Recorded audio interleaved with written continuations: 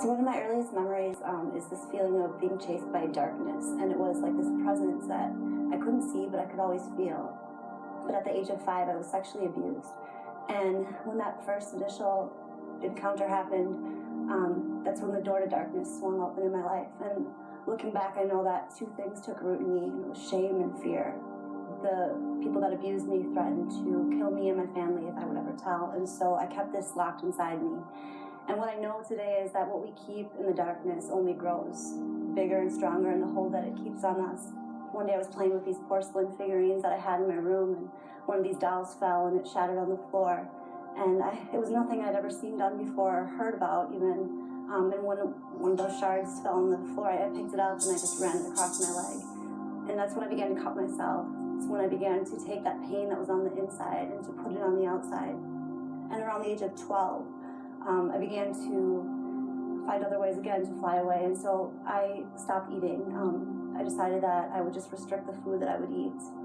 Then around 13, I started to drink. I started to use alcohol and to smoke cigarettes. I couldn't drink enough. I couldn't not eat enough. I couldn't cut enough to make that darkness stop following me. I began to hang out with an older crowd around the age of 13 and 14, and with that crowd came more drugs. At the age of 18, I left home, and I decided, if I could just run away from this place, maybe I can get away from this darkness that's been following me since I was a child. And so my answer was to move to Massachusetts. And this is where I began to adopt this motto that I somehow came up with, and I used to say it with all the hardness that I could muster up, and it was never get too close and never stay too long. And that's how I lived my life. As I ended up back in Wisconsin, the addiction was worse and worse. My parents had really feared for my life, and they put me on a plane and said, we're going to send you to this treatment center in Florida. And so I got off the plane, and they had sent me with some money, and instead of going to the treatment center, I took the cab and went to the beach, and there was a hotel right on the beach, and I stayed there until my money ran out. And I kind of learned how it worked, how the hustle went, how to steal, how to get what you want, how to get food, how to get drugs, how to get alcohol. There was one particular place that I ended up in, and the name was Wayside House, and it was just run by a group of women, and it was a treatment center just for women, and I can remember them talking to me and saying, someday you're going to do something great, Colleen. Someday you're going to help people. And they would just speak all this hope into me at this time in my life when I was so hopeless. And I can remember just thinking that maybe they were right, that maybe some of these things that they were saying to me really were true. But as was my pattern, I didn't stay at this place very long, and I was off and running again. Back to the lifestyle, back to the drugs, back to the alcohol, and it didn't take very long for it to consume me again. And so one day, withdrawing from alcohol and cocaine, I was standing outside a liquor store, and I had just stolen a bottle of liquor. And I was leaning outside the building drinking, and this man came up to me and said, are you all right? And he knew I wasn't all right. If he took one look at me, anyone would know I wasn't all right. And I said, no, I'm not. And he said, well, you don't got anywhere to stay, huh? I said, no, I don't. He said, well, you can come back to my place. I got some people staying there. And I was like, okay, anything to just get off the streets. And I didn't care. So there was no fear about who I was going with. It was just like, sure. And so he took me back to a house where 4 other women lived. And I remember him giving me some drugs and giving me alcohol. And I was there for about a week in a very foggy haze of drinking and getting high. And so about a week goes by, and these girls were in and out of the house, and I really didn't think much of it or know where they were going. And he came in with 3 other men, and they proceeded to rape me and said, if you want to stay here, then there's something that you got to do. Nothing's free in this world, so you can earn your stay if you want to stay here. And I just remember being just frozen in fear. I couldn't move. It was like an animal just like in shock. And so I said, okay, what do I have to do? And that's where I learned the life. And that's where I was taken out into a strip in Florida called Old Dixie Highway, where prostitutes walk. We were searched, our bodies were searched to make sure that we weren't hiding any money. I was beaten, I was burned with cigarettes. He used to cut all of his girls with 3 razor marks on their upper arm, and I have the scars from that to show that I was his property. He instilled a lot of fear in me. and I was already ruled by a ton of fear. But he used to walk around with a gun in his hand, and to all us girls, he would go from girl to girl and put the gun to our head and say, "Who feels like dying tonight?" And then he would click it, and there would be an empty chamber. And I can remember thinking so vividly, like, I'm not even afraid to die anymore, but I'm afraid to live like this, and I don't know how to get out. And I literally felt stuck and trapped. During the day, we didn't always have to stay at the house, and we had freedom to go to the gas station and get cigarettes or drinks or whatever with the money that he would give us. And so I would walk to the gas station, and where a woman came up to me and said, "You are precious in the eyes of the Lord."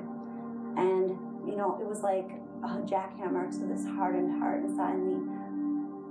At this point, it was like I couldn't do enough drugs to fly away anymore. I couldn't do enough drugs to make the pain stop. And so I was doing more and more and more, and I was overdosing more and more and more.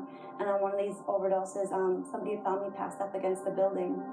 And all I remember is coming to in an ER and seeing a nurse come across the room for me, approach me and say, "I don't know why, but I just feel compelled to tell you that you've been given the gift of grace." And I remember looking at her and just thinking, like, what are you talking about? I had never heard that before. And she said, "It's nothing that you have to do to earn. It's a free gift, and God just wants you to know that you have it and that He loves you." And for a girl that was used to everything costing something, and it was, nothing was free in life. There was always something that was expected or required of me. To hear that God wanted to give me a free gift was life-changing. Wayside House happened to just be a couple blocks from the place that we stayed, and so I would walk there from time to time, not very often, but just stop by. And this lady, Linda, she gave me her number, and she said, "I know that things aren't going well." And by this time I had told her where I was really living, and she said, "Here's my home phone number. If you ever decide like you want to leave and you want out of this, call me day or night, and I'll come and get you, and I'll get you somewhere safe." I had gotten a really bad beating, and I remember waking up, and I was all by myself in this house, and I was on the floor, and I remember looking around at this floor, and it was filthy. There was cigarette butts on the floor, and broken bottles, and roaches crawling all around the floor. And I can just remember thinking, I need to leave now. I remember hearing these voices of these ladies telling me that someday you're going to do something great. Came back in my mind, and I just remember thinking, there's got to be more for me. It was back in the day where I didn't have a cell phone, so I had to get to a payphone. And so I remember getting to this payphone and got the number out, and I called Linda, and she said, "Just keep walking and I'll be there." She got me into a treatment center that was 5 hours away, and it was called The Refuge, and it really was a refuge for me, and it was where my healing began. When I had left Wisconsin for Florida, I was actually on probation, and so I had absconded from probation and parole for the years that I was in Florida. And so it wasn't very long before I was back in Wisconsin that I got locked up again. When you're detoxing in jail, the only thing they give you is in the cell is a Bible. I can remember just opening up this Bible and not knowing anything about the Word of God or ever reading a Bible on my own before. I just let it fall into wherever it may. The passage that it fell to is out of Lamentations, and it says, "I remember the bitterness and the gall, the wandering of my youth. I remember them well, and my soul is downcast within me. Yet this I call to mind, and therefore I have hope. Because of the Lord's great love, we are not consumed, for His compassions are new every morning. Great is thy faithfulness." And in that moment, it was like all those seeds that God had planted through these people, all these faces and all these different places, they just came together in God's perfect timing. And He did what only He can do. He made those scales come off my eyes, and He made me be able to see that there was hope for me. There was true hope for me. God talks about in His Word that if we delight ourselves in Him, if we truly delight ourselves in Him, He will give us the desires of our heart.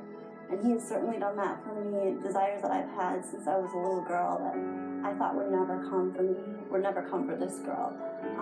He has fulfilled them today. He has given me a wonderful husband, a man who knows me and loves me, my past and all, who knows my scars and thinks I'm beautiful anyway.